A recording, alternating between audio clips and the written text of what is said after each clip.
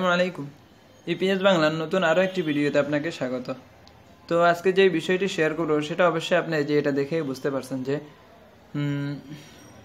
Korean online যে registration সেটা, অর্থাৎ আমরা যেভাবে সাধারণত লটারি বলে থাকি সেটা নিয়ে। তো চলুন শুরু করি আমি। তো এই বিষয়টা আমি আগেও বলেছিলাম যে আপনি অন্যান্য লোকের কাছে জিজ্ঞাসা না করে তারা যেখান থেকে দেখে সেখান থেকে বিষয়টা চেক করবেন, তাহলে আপনার জন্য ভালো এবং সঠিক তথ্যটাও পেলেন। বিভিন্ন জনকে SMS কিংবা ফোনের মাধ্যমে যদি জিজ্ঞাসা করেন, অনেকেই দুষ্টামি করে বলে যে এটা তো হয়ে গেছে, আপনি তাড়াতাড়ি আসুন, পাবেন না তো। তো এটার থেকেও মুক্ত থাকতে পারলেন। তো এই বিষয়টা যদি আপনি জানতে চান, তাহলে ওই যে আমার পূর্বের যে ভিডিওটা রয়েছে যে কোথায় পাবেন কোরিয়ান লটারির সঠিক তথ্য, সেটা যদি দেখেন তাহলে 3টা ওয়ে আমি বলে দিয়েছিলাম যে বুয়েসেল ওয়েবসাইট এবং বুয়েসেলের যে হোম পেজ ফেসবুক পেজ রয়েছে সেটা, এবং শামসুল আলম স্যারের যেই ফেসবুক আইডি রয়েছে সেটা, এবং আরও একটি গ্রুপের কথা আমি আপনাদেরকে স্মরণ করে দিয়েছিলাম যেখানে সঠিক তথ্য পাওয়া যায়। তো চলুন তাহলে আমরা শুরু করি আজকের যেখানে আমরা সঠিক তথ্যটা পাচ্ছি সেখান থেকে। তো সর্বপ্রথম গুগল সার্চ বারে গিয়ে লিখবেন যে www.boesl.gov.bd লিখে সার্চ করবেন। দেখবেন আপনাকে ওই যে প্লেটের মধ্যে যেভাবে খাবার দিয়ে দেয় না, ঠিক সেভাবে আপনাকে এখানে নিয়ে আসবে। তো দেখেন এখানে দেখতেই পাচ্ছেন যে দক্ষিণ Korea general CVT registration schedule একটু আগে মাত্র এটা পাবলিশ করেছে। হ্যাঁ, তো এটা কি করতে হবে, আমাদেরকে এখানে ক্লিক করতে হবে। খেতে হলে অবশ্যই প্লেটে নিতে হবে। আচ্ছা, তো ক্লিক করার পরে এই যে এখানে দেখেন দক্ষিণ Korea general CVT registration schedule 2019। তো এখান থেকে PDF ফাইলটা তারা আপনাকে ডাউনলোড দেবে, আপনি ডাউনলোড করে নেবেন। তো এটা আমি অবশ্যই ডাউনলোড করেছিলাম। আচ্ছা, আরেকবার দেখাই, খুবই সহজ। কথা হচ্ছে যে আপনার ওই যে ইতে থাকতে হবে, যে আপনার ফোনের মাধ্যমে ওই যে MS ওয়ার্ড ইত্যাদি সাপোর্টার থাকতে হবে। তো আমি যেহেতু ডাউনলোড করেছি, আমি আপনাদেরকে ওখান থেকে দেখাচ্ছি ডাইরেক্ট সরাসরি। আসলাম এখানে, তো আপনি অবশ্যই ডাউনলোড করবেন এবং প্রথম থেকে দেখবেন। তো বিষয়টা শেষ পর্যন্ত দেখতে থাকেন, কারণ আপনার দেখার মাধ্যমে হয়তো একটু এদিক সেদিক হতে পারে। বিষয়টা যদি আমার কাছ থেকে শুনেন তাহলে আপনার জন্য খুবই ফায়দা হবে। তো দেখেন কোরিয়ান প্রজাতন্ত্রে দক্ষিণ কোরিয়া চাকরির অনলাইন রেজিস্ট্রেশন। মূল বিষয় হচ্ছে যে শর্ত স্বরূপ সাপেক্ষে আগামী, আজকে হচ্ছে 5ই মার্চ। হ্যাঁ, তো আগামী 11ই মার্চ সকাল 10টা থেকে নিয়ে 12ই মার্চ 2019, দেখেন সকাল 10টা থেকে, তাও 11 তারিখ সকাল 10টা থেকে নিয়ে পরের দিন 12ই মার্চ 2019 তারিখ বিকাল 5টা পর্যন্ত। বুঝতে পারছেন কত বড় সময়। তো এর মাধ্যমে অবশ্যই আমি সর্বপ্রথম যেই পাসপোর্টটা অর্থাৎ রেজিস্ট্রেশন করব ওটার ভিডিও বানিয়ে আপনাদেরকে দিয়ে দিব। আপনারা যদি আমার চ্যানেলে সাবস্ক্রাইব করে রাখেন তাহলে ওই ভিডিওটা দেখে আপনি নিজে নিজে করতে পারেন খুবই ইজিলি, অযথা অন্যকে। আচ্ছা যাক, ওটা বাড়ালাম না। 5টা পর্যন্ত বুয়েসেল রেজিস্ট্রেশন ওয়েবসাইট EPS, এই যেই ওয়েবসাইটের মাধ্যমে আমি আসলাম, এই ওয়েবসাইটটা ঠিক এভাবে আপনি যদি করেন, অর্থাৎ টাইপ করেন, তাহলে আপনাকে এখানে নিয়ে আসবে। তো রেজিস্ট্রেশন কোত্থেকে করতে হয় ওই ভিডিওটা হচ্ছে আপনি আমার পূর্বের যে ভিডিও রয়েছে, অর্থাৎ এই বুয়েসেল নিউ ওয়েবসাইট পরিচিতি, ওখানে যদি দেখেন তাহলে ওই যে সার্ভারের লিঙ্কটা সেখান থেকে আপনি নিতে পারেন। হ্যাঁ, দেখে নেবেন অবশ্যই। আচ্ছা, সরাসরি প্রাথমিক রেজিস্ট্রেশন করা যাবে। হ্যাঁ, এই সংক্রান্ত বিস্তারিত তথ্য বুয়েসেল ওয়েবসাইটে পাওয়া যাবে, অর্থাৎ 11 তারিখের আগেই তারা আপনাকে যে বিস্তারিত তথ্য কিভাবে করবেন, কোত্থেকে করবেন সেটা জানিয়ে দেবে তারা আপনাকে। অবশ্যই আপনি শুধু একটু ওয়েট করবেন, একবারে খুবই ইজিলি বিষয়টা। আবেদনের যোগ্যতা দেখেন ও নিয়মাবলী কি। আবেদনকারীর জন্ম তারিখ 25শে মার্চ 1979 খ্রিস্টাব্দ, অর্থাৎ আপনার যে পাসপোর্ট রয়েছে পাসপোর্টের নিয়ম অনুযায়ী দেখবেন যে আপনার জন্ম তারিখটা 25শে মার্চ 2079 এর পরে কিনা। যদি আগে হয় তাহলে আপনার 39-এর বেশি হয়ে যায়। হ্যাঁ, আপনি পারবেন না। থেকে 24শে মার্চ 2001 খ্রিস্টাব্দের মধ্যে হতে হবে, অর্থাৎ 2001-এর পরে যদি 2 থেকে নিয়ে পরে হয় পাসপোর্টের মেয়াদ জন্ম তারিখ, তাহলে সেটা গ্রহণযোগ্য না। এবং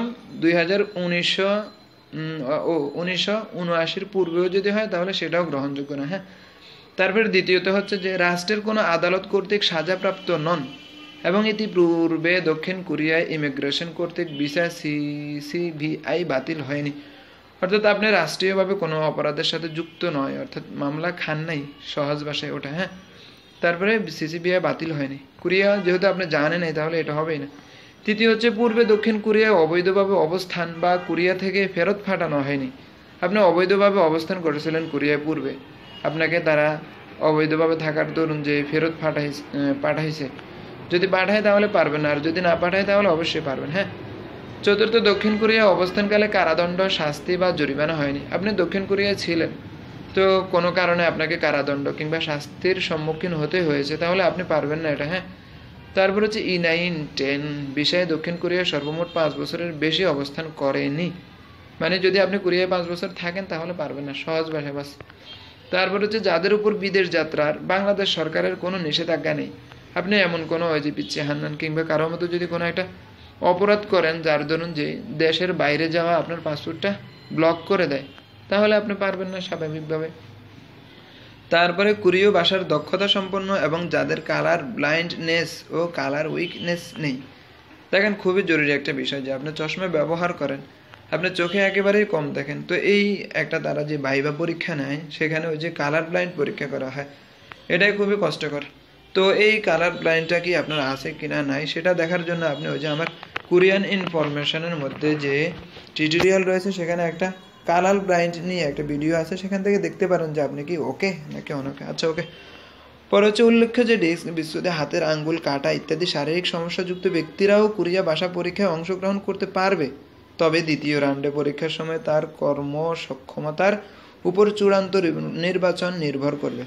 অর্থাৎ আপনার হাতের একটা আঙ্গুল নেই কিংবা কোনো একটা বিচ্ছুতি রয়েছে, আপনি যদিও রেজিস্ট্রেশন করতে পারেন, কিন্তু যখন ভাইভা হবে তখন তাদের সামনে আপনাকে কিছু কার্যক্রম করে দেখাতে হবে স্কিল টেস্টের মাধ্যমে, তো তখন হয়তো আপনাকে সেখানে একবারে পড়ে যেতে হবে। যাই হোক, তো তারা না যুক্ত হওয়াটাই বেটার।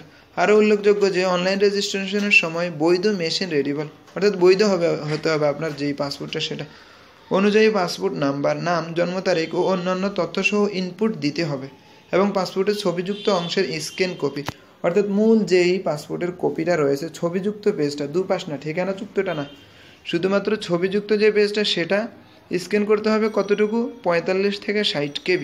আপনি যে কোনো দোকানে গিয়ে যদি বলেন তাহলে এটা তারা করে দিবে, আপলোড করতে হবে। মেয়াদ উত্তীর্ণ পাসপোর্ট নিয়ে আবেদন করা যাবে না। অনেকেই অযথা প্রশ্ন করে যে ভাই আমার তো পাসপোর্টের মেয়াদ নেই, আমি কি করবো নাকি? দেখে নিন এখান থেকে। হ্যাঁ, প্রাথমিক নিবন্ধন রেজিস্ট্রেশন সম্পন্নের পর। আচ্ছা, এইখান থেকে এই পর্যন্ত আপনি ডাউনলোড করে অবশ্যই দেখবেন, আর যদি না দেখতে পারেন তাহলে আপনি আমার বাংলার EPS ফেসবুক চ্যানেল থেকে এই আইডি থেকে দেখে নিতে পারেন। তো দেখেন গুরুত্বপূর্ণ আরেকটা বিষয় হচ্ছে যে উল্লেখ্য গণপ্রজাতন্ত্রী বাংলাদেশ সরকার এবং কোরিয়া প্রজাতন্ত্রের মাধ্যমে সমঝোতা স্মারক মোতাবেক EPS টপিক CBT এর আয়তায় রেজিস্ট্রেশন পরীক্ষায় পাস এবং জব রোস্টারে নাম অন্তর্ভুক্ত দক্ষিণ কোরিয়াতে চাকরির নিশ্চয়তা বহন করে না। অর্থাৎ আপনি পরীক্ষা দিলেন, সব কিছু করলেন, তাদের চয়েস হলো, আপনার নাম লিস্ট করে নিল, রোস্টার করে নিল, এরপরেও কিন্তু তারা আপনাকে যে কোরিয়া নেবে এটা নিশ্চিত দেয় নাই তারা। তো এর জন্য কি করতে হবে? দেখেন অনেকেই হয়তো বা একবারে সব কিছু করে শেষ পর্যন্ত তারা ফেরত আসে, যেতে পারে না, কিছু কিছু মিস হয়। হ্যাঁ, তো এই জন্য আপনাকে যা করতে হবে যে আপনি যেই পেশাগত অবস্থানে রয়েছেন তার পাশাপাশি এটা করবেন, তাহলে আপনার জন্য ফায়দা হবে। তো এখানে দেখেন নিচে আরও অনেকগুলো বিষয় রয়েছে যে এটা অন্য অন্য বিষয় নিয়ে, তো এগুলো আপনি পড়বেন, যদি ডাউনলোড করেন তাহলে আপনাকে সবগুলো ডাউনলোড করে দিবে। শেষ পর্যন্ত পড়বেন, অনেকগুলো পেজ আছে, খুবই গুরুত্বপূর্ণ বিষয়গুলো বুঝে নিয়ে কেমন হতে পারে।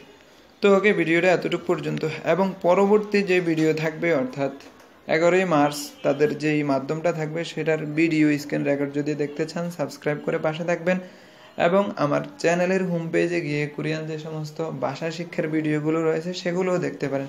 বিশেষ করে কোরিয়ান ইনফরমেশনের যে প্লেলিস্টটা রয়েছে সেখান থেকে আপনি অনেকগুলো নিয়মকানুন জেনে নিতে পারেন। ওকে, আল্লাহ হাফেজ, ভালো থাকবেন, সুস্থ থাকবেন।